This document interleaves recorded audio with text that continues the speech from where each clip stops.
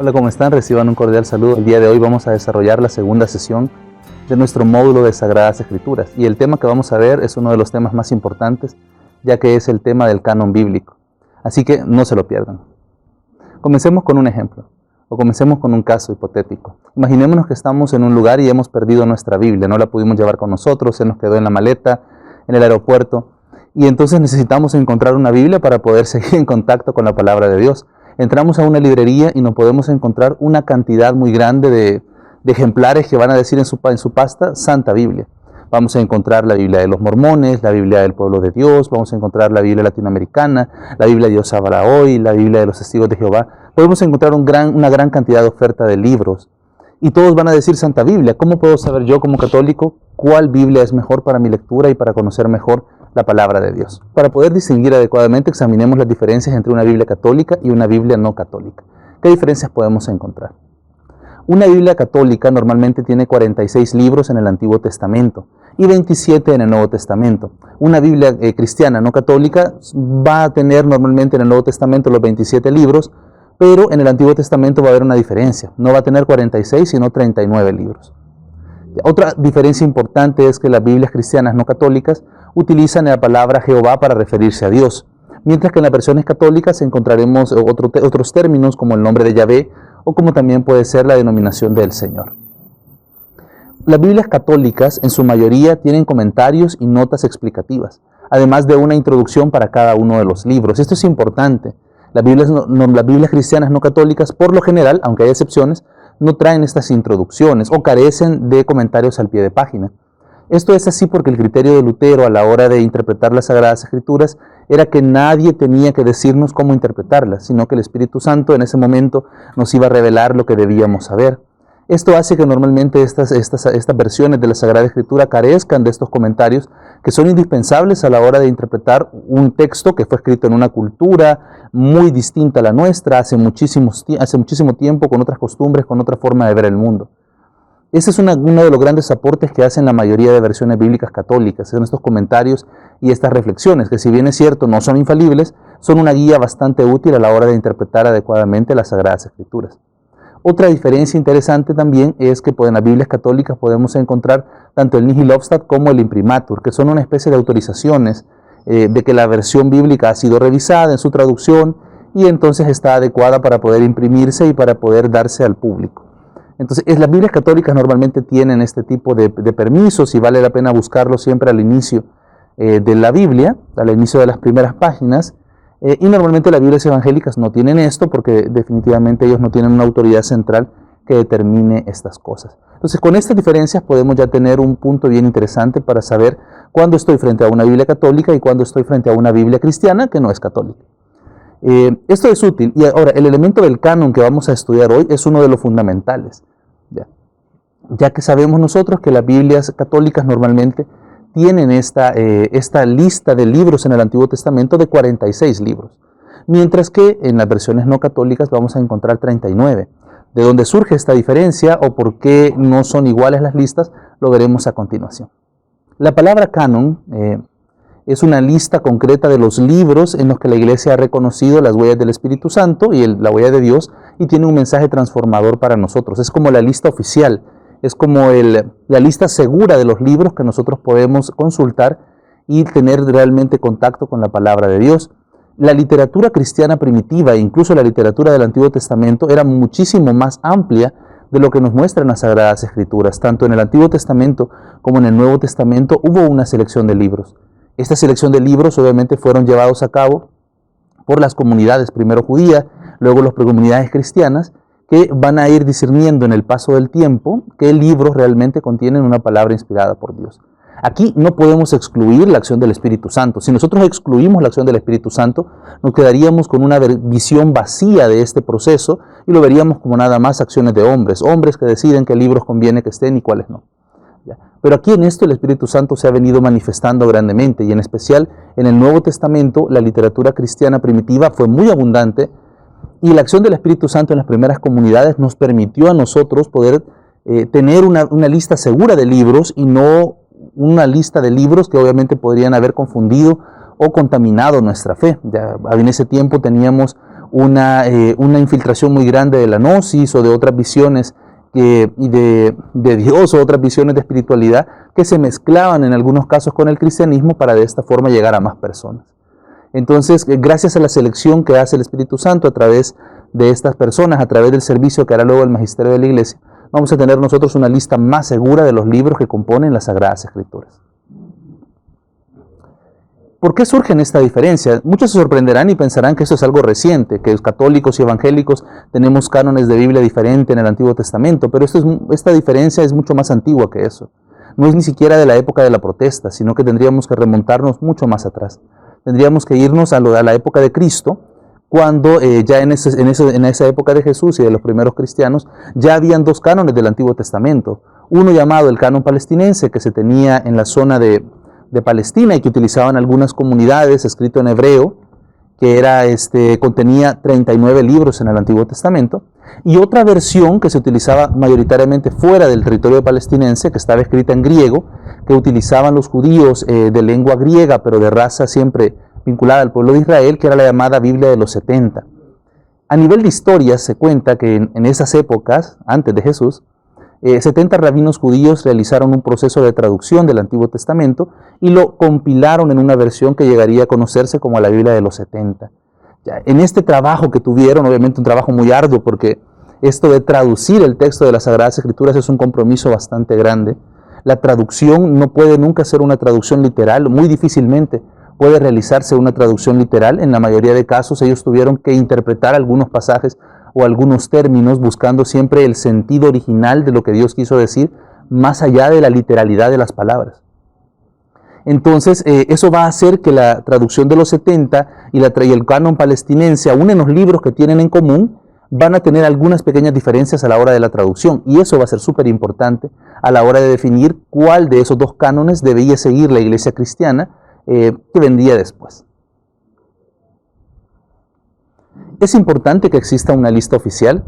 La respuesta es sí. Si no existiera una lista oficial, nosotros nos encontraríamos expuestos a una cantidad de literatura cristiana primitiva bastante abundante, con el problema de que algunos de ellos reflejan no el mensaje de Cristo que la tradición de la iglesia nos ha sabido transmitir, sino que nos van transmitiendo ellos una especie de doctrinas o una especie de conocimiento en esa literatura que nosotros llamaremos apócrifa, la veremos al final del tema. En esa literatura unas concepciones muy diversas y desordenadas de la persona de Jesús, así como de la iglesia y como de la misión redentora que Él ha venido a realizar entre nosotros. Nos presentan un Jesús muy diferente y por consiguiente que podría poner en riesgo nuestra fe. Los judíos de Palestina solían rechazar la versión de los 70 porque la consideraban novedosa por estas pequeñas diferencias. Querían mantenerse específicamente en las escrituras antiguas tal cuales las habían conocido. Los primeros cristianos, cuyas comunidades nacieron antes de la redacción del Nuevo Testamento, para ellos las Sagradas Escrituras no eran la Biblia que nosotros conocemos hoy. Nosotros hoy tenemos una Biblia que compone por dos testamentos. En la época en que los primeros cristianos comenzaban con su tarea de evangelización, únicamente existía el Antiguo Testamento. Cuando ellos hablaban de las Sagradas Escrituras o de las Escrituras Santas, ellos se estaban refiriendo específicamente al Antiguo Testamento.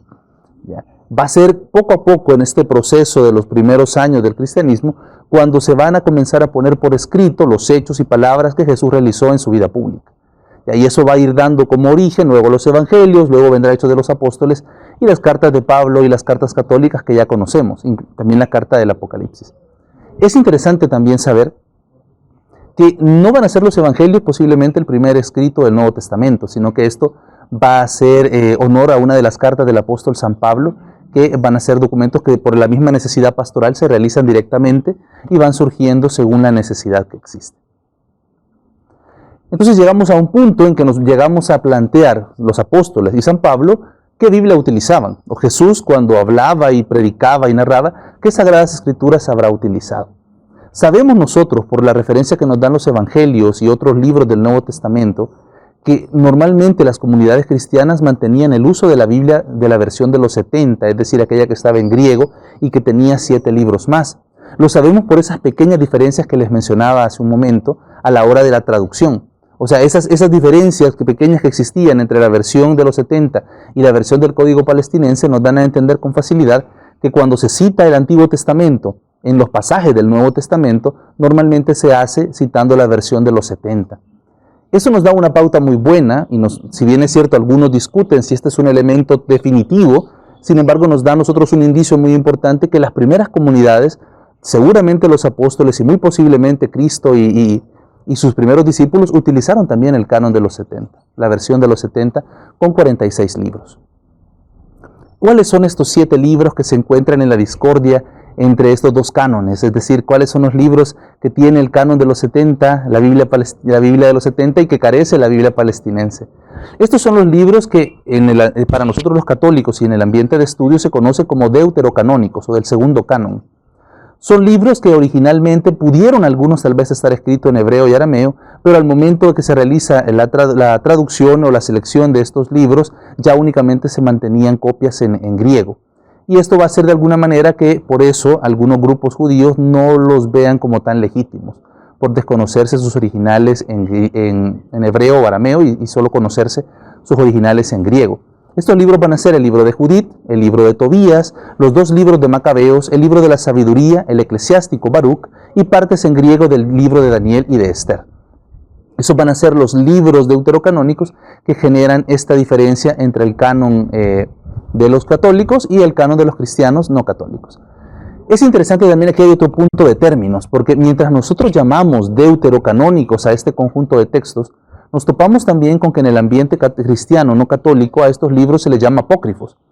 Ahí es una confusión de términos, porque nosotros los católicos también utilizamos el término apócrifo, pero para referirnos a una literatura que carece de inspiración divina y que ha sido rechazada del contexto de las Sagradas Escrituras.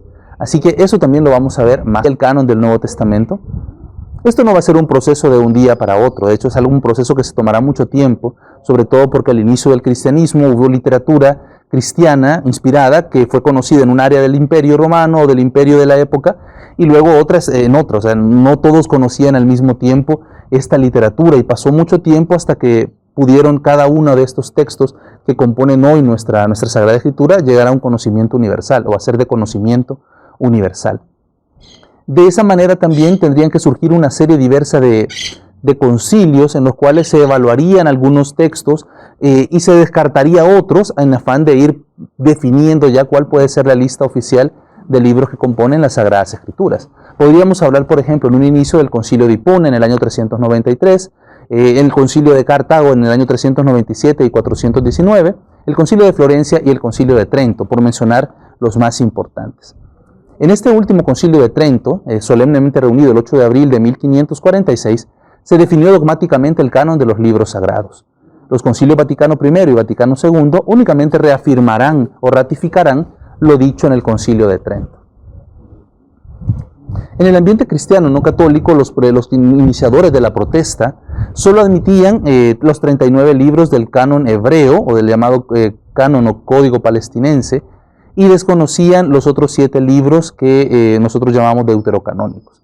El primero en negar la canonicidad de los 7 libros fue Carlos Tadio, no fue Lutero, aunque este lo seguiría y también Calvino poco tiempo después.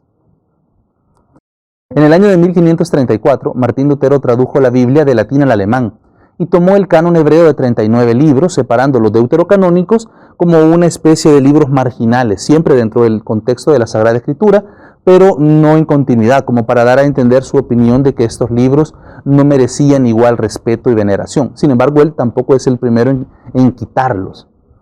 Para su traducción, él se basa en la Vulgata de San Jerónimo, quien fue el traductor de la Biblia directamente desde el hebreo y desde el griego original al latín. Martín Lutero no hace una traducción directa porque obviamente él quizás no domina estos lenguajes, ¿no? Él conoce el latín por su formación como sacerdote, pero el hebreo y el griego, y eso seguramente lo desconoce. Entonces él toma la Vulgata de San Jerónimo y utiliza este libro, ya esta versión católica de la Biblia, para crear su primera versión bíblica con algunas modificaciones que a la hora de traducir él se va permitiendo. Es curioso también que la primera Biblia que fue impresa por Gutenberg fuera la Vulgata con el canon alejandrino y no una Biblia careciente de estos libros. ¿Por qué Lutero toma la decisión de escoger que estos libros no pueden ser considerados como inspirados por Dios? Esta es una de las preguntas que más nos debería hacer reflexionar al respecto. En este sentido, Martín Lutero utiliza un criterio muy personalista o muy basado en su propia concepción de lo que es la revelación de Dios para definir qué libros tienen que ser considerados inspirados y cuáles no. De hecho, a la visión de Lutero, no únicamente los 7 libros deuterocanónicos debían ser aislados de las Sagradas Escrituras, sino algunos libros del Nuevo Testamento, que hoy son muy utilizados por cristianos de diversas denominaciones en todo el mundo, debían para Lutero también ser quitados de la Sagrada Escritura. Cartas como la Carta a los Romanos, posiblemente la Carta de Santiago y el Apocalipsis de San Juan, pues también eran libros que para él carecían de valor. No es capaz de quitar los libros deuterocanónicos de la Biblia, solo los agrupa aparte, posiblemente por el miedo que tuvo que las personas se resistieran a esto, ya que muchas de estas personas que vivían en regiones y países protestantes en esta época habían sido buenos católicos y únicamente se habían convertido a raíz de que sus reyes y príncipes lo habían hecho al convertirse al protestantismo. Va a ser hasta 1827 cuando la Sociedad Británica y Extranjera de la Biblia va a quitar definitivamente los libros deuterocanónicos de las versiones cristianas no católicas de la Biblia. Las denominaciones protestantes que fueron apareciendo tiempo después, inspiradas por la protesta, tomaron el canon corto y sumándole los 27 libros del Nuevo Testamento, que en esto sí mantenemos el mismo canon al menos, quedaría en sus Biblias con 66 libros. La versión protestante más común en nuestro medio aquí en El Salvador es la versión de Casiodoro de Reina y Cipriano de Valera de 1960, es la más utilizada.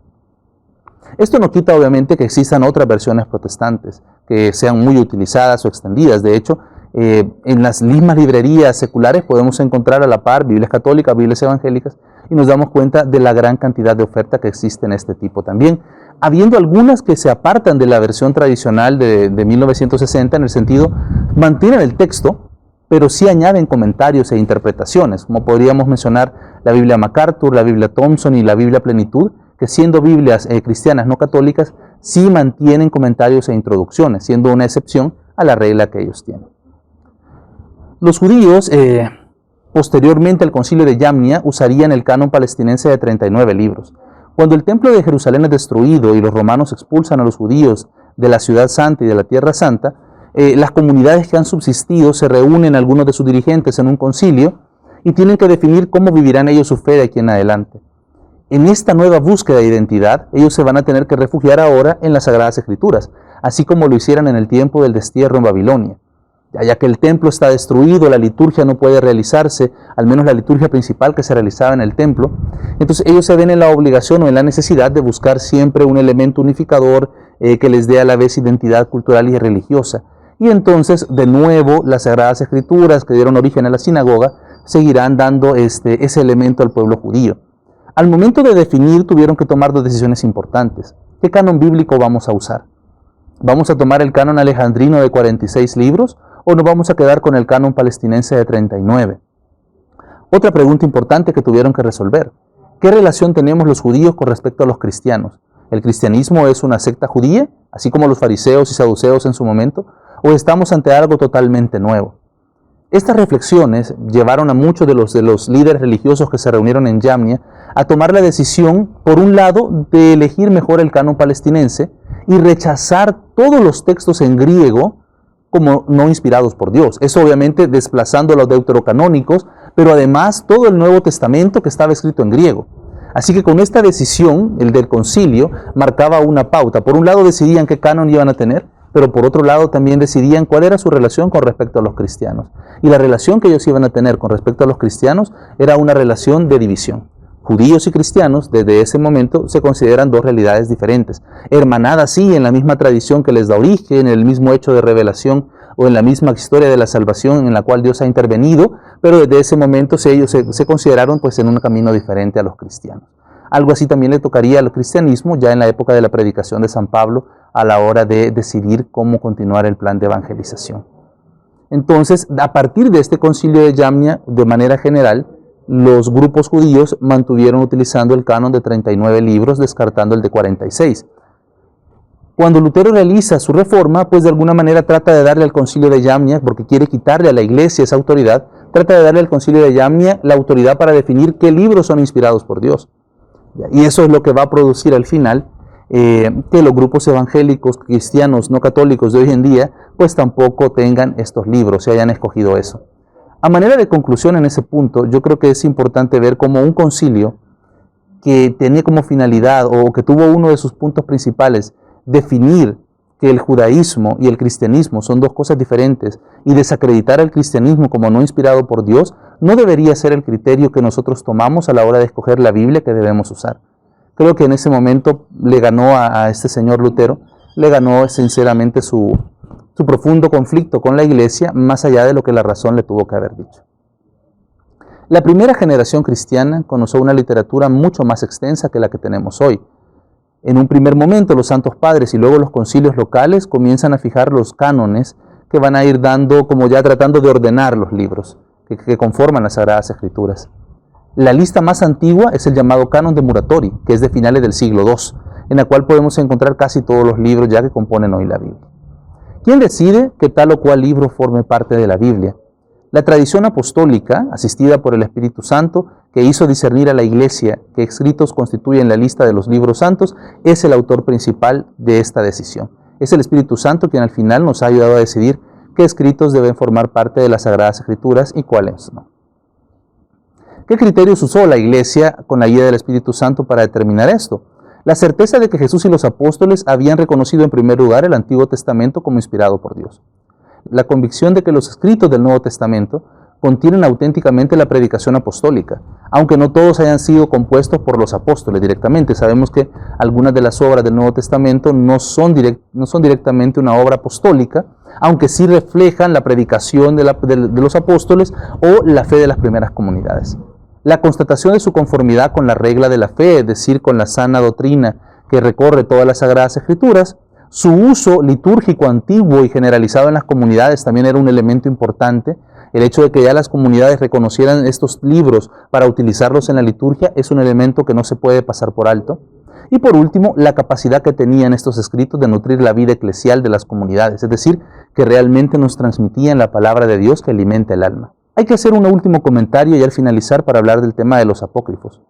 Para nosotros los católicos, un libro apócrifo es un libro separado, no auténtico.